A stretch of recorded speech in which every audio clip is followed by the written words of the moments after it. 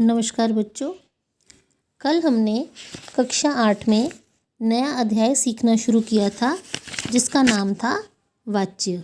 वाच्य में हमने पढ़ लिया था कि वाच्य का शाब्दिक अर्थ क्या है, यानी बोलने का विषय। वाच्य होता क्या है, यानी हमारे बोलने का जो टॉपिक होता है, किसके बारे में हम बात कर रहे हैं, तो उसको हम वाच्य कहते हैं। वाच्य के 3 भेद होते हैं। अगर कर्ता के हिसाब से बात हो रही है, क्रिया कर्ता के हिसाब से हो रही है तो वो कृतिवाच्य होता है। कर्म के अनुसार क्रिया बदल रही है तो वो कर्मवाच्य होता है। और अगर क्रिया भाव के अनुसार बदल रही है तो वो भाववाच्य होता है। तो वाच्य के 3 भेद हो गए, कृतवाच्य, कर्मवाच्य और भाववाच्य। इसके बाद हमने कृतवाच्य क्या होता है ये पढ़ लिया था, कर्मवाच्य क्या होता है ये पढ़ लिया था, और भाववाच्य क्या होता है ये भी पढ़ लिया था।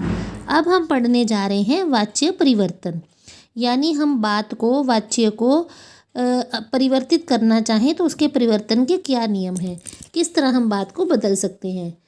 कृतवाच्य से कर्मवाच्य तथा भाववाच्य में परिवर्तन किया जा सकता है।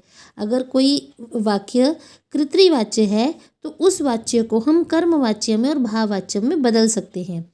तो कृतवाच्य से कर्मवाच्य बनाना कैसे संभव हो सकता है, इसमें क्या नियम होते हैं। कृतवाच्य से कर्मवाच्य बनाते समय कर्ता के साथ वाक्य में से के द्वारा प्रसर्ग लगाया जाता है, क्योंकि जो है कर्तावाच्य में, कृतवाच्य में कर्ता प्रधान होता है, और जब हम कर्म प्रधान बनाना चाहें उसमें तो हमें कर्ता का महत्व कम करना पड़ेगा। इसलिए जहाँ जहाँ कर्ता होगा वहाँ कर्ता के साथ कुछ प्रसर्ग का प्रयोग किया जाएगा, से, द्वारा या फिर के द्वारा, जिससे कर्ता का महत्व थोड़ा कम हो जाए और वो वाक्य कर्म प्रधान बन जाए। कर्म के साथ कोई प्रसर्ग हो तो उसे हटा दिया जाता है। जब हम इस प्रसर्ग को कर्ता के साथ जोड़ देते हैं तो अगर वो प्रसर्ग कर्म के साथ लगा हुआ है कोई भी तो उसे हटा दिया जाता है। मुख्य क्रिया का रूप सामान्य भूतकाल के रूप में बदल दिया जाता है, यानी कोई भी काल हो तो सामान्यतः वो क्रिया भूतकाल में की जाती है।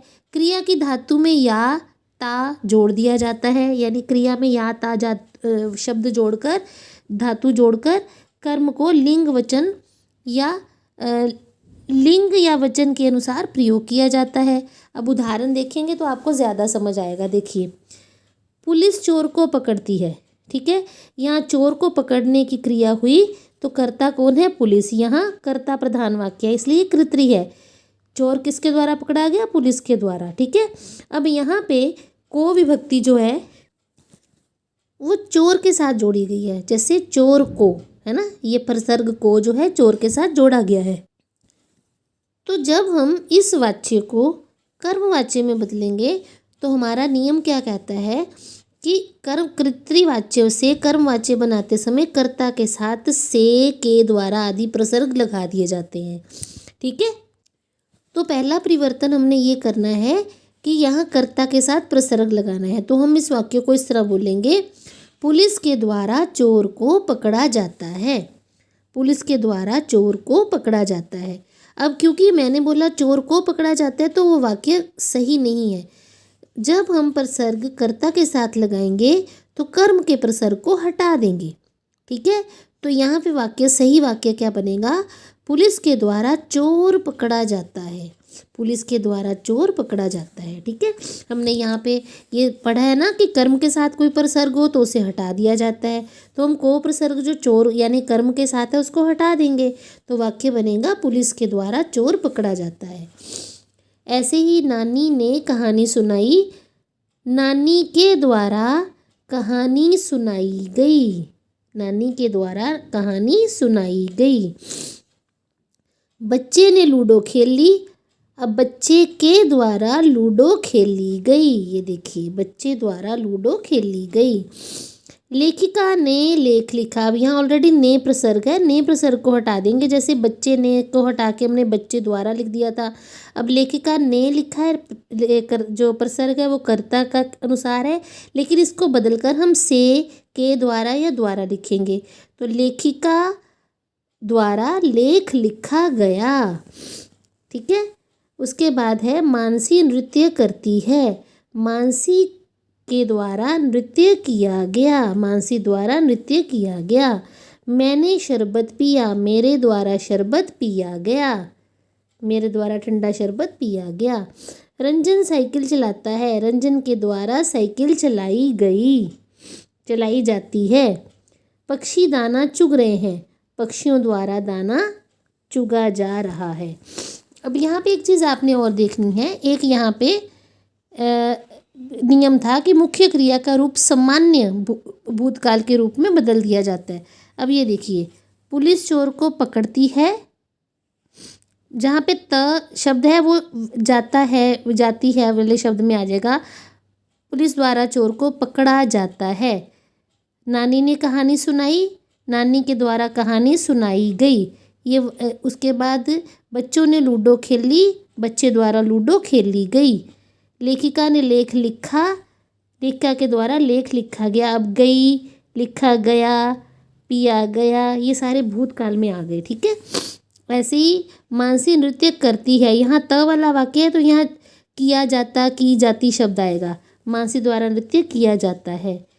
मैंने ठंडा शरबत पिया, पिया गया, शब्द बन गया। अब चलाता है तो यहाँ पे त वाला ही शब्द आएगा।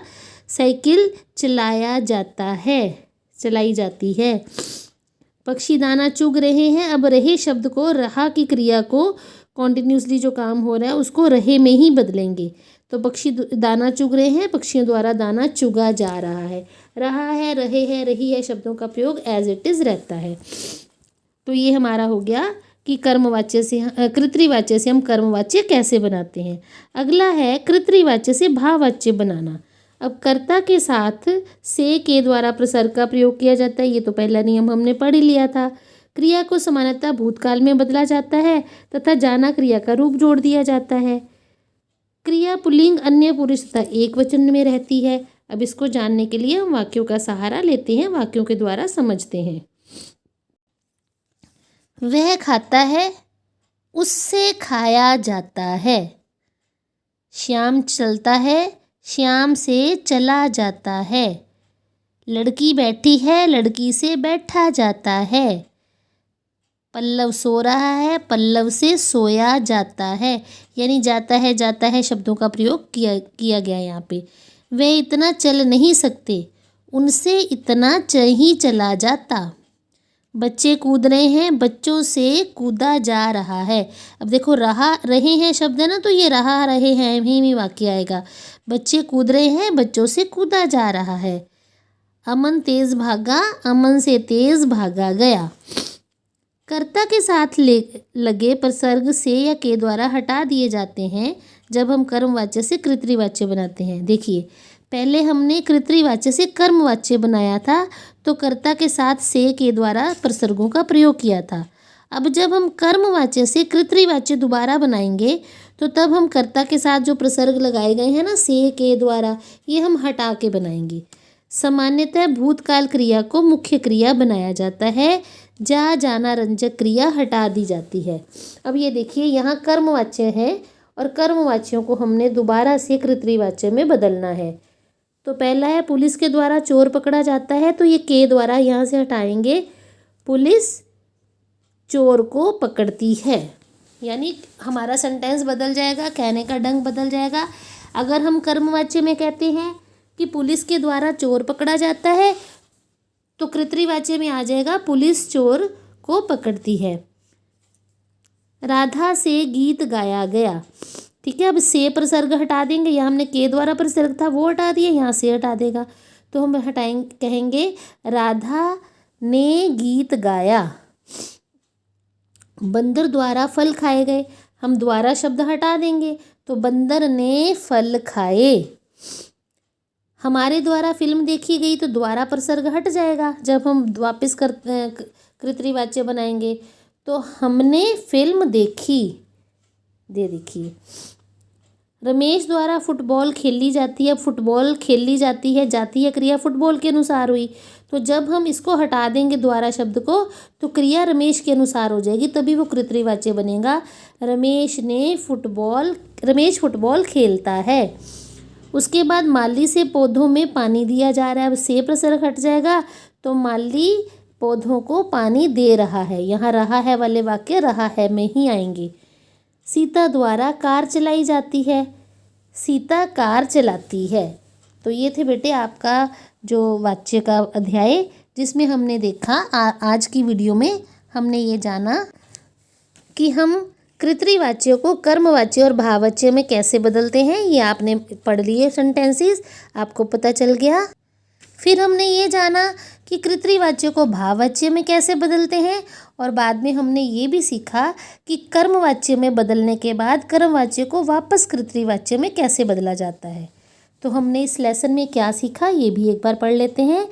हमने क्या पढ़ा था? वाच्य का शाब्दिक अर्थ होता है बोलने का विषय।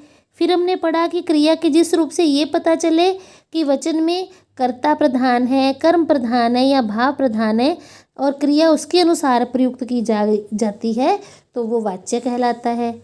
हिंदी में वाच्य के 3 रूप होते हैं, कृतवाच्य, कर्मवाच्य और भाववाच्य।